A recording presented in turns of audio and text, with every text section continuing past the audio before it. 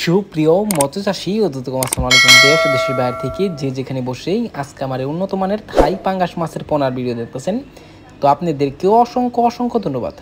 তো চাষি ভাইরা, মূল ভিডিও শুরু করার আগে ছোট্ট একটা রিকোয়েস্ট, ভিডিওটা কেটে কেটে দেখবেন না, সম্পূর্ণ ভিডিও দেখুন, নাইলে বুঝতে পারবেন না থাই পাঙ্গাস মাছ কীভাবে চাষ করতে হয়, থাই পাঙ্গাস মাছ কীভাবে অরিজিনালি চিনবেন। থাই পাঙ্গাসে অনেকে আমরা দেখে শুনে করতে পারতাছি না, কারণ হচ্ছে থাই পাঙ্গাসে রয়েছে দুইটা প্রকার, একটা হচ্ছে দেশি পাঙ্গাস, একটা হচ্ছে থাই পাঙ্গাস, যেটা থাইল্যান্ড থেকে আসছে। এটা মাছ বড় হয় অতি তাড়াতাড়ি, আর যেটা দেশি পাঙ্গাস এটা একটু সময় নেয় অথবা অনেক খাবার লাগে, যে কারণে অনেক সময় আমাদের চালানো ওইটা আসে না। এজন্য আপনারা এই মাছ থেকে আপনারা বিরত থাকবেন।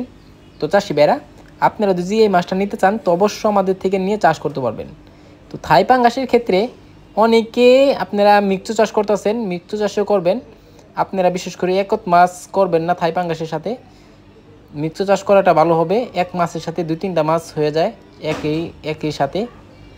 তো চাষি ভাইরা, আপনারা যে মাছটা চাষ করেন অবশ্য অল্প দামে কিন্তু আমাদের কাছ থেকে নিয়ে চাষ করতে পারবেন। তো চাষি ভাইরা, দেখেন কত সুন্দর লাগছে থাই পাঙ্গাস মাছের পোনা।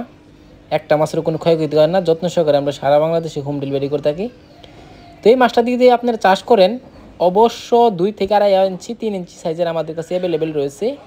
যার যত পিস লাগে নিতে পারবেন। আমাদের সর্বনিম্ন 5,000 থেকে ডেলিভারি শুরু। আপনারা যদি আইসা নেন তো অবশ্যই নিতে পারবেন। এই মাছটা আমরা সারা বাংলাদেশে হোম ডেলিভারি করে থাকি।